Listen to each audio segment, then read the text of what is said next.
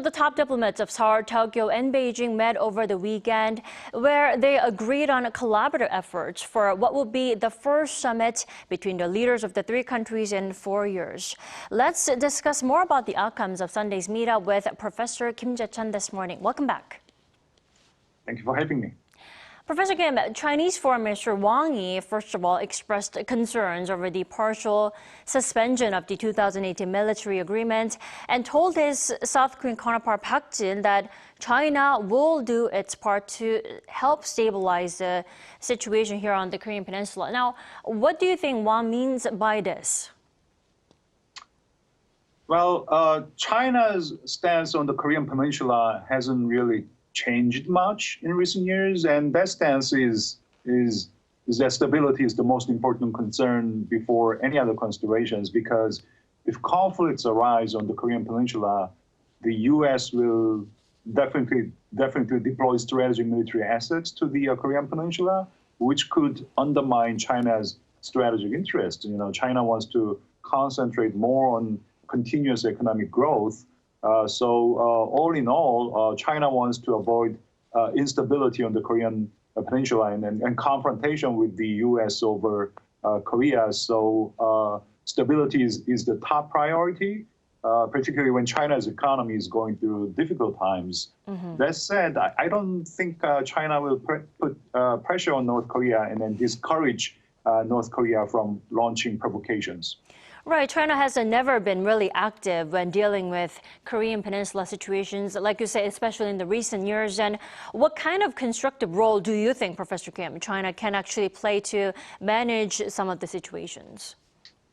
Well, not much, really. I think there will be a limit to which China can play a proactive role here on the Korean Peninsula. I mean, in terms of managing situations, it's true.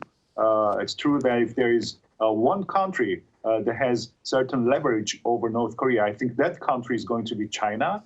But as I said, I don't think China is going to exercise that leverage because North Korea's strategic value looms larger than before as the U.S.-China strategic competition is escalating. And North Korea has become a very important country to China as a strategic buffer zone.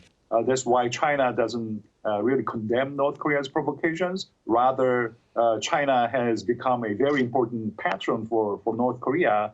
And I think North Korea understands this new Cold War dynamic.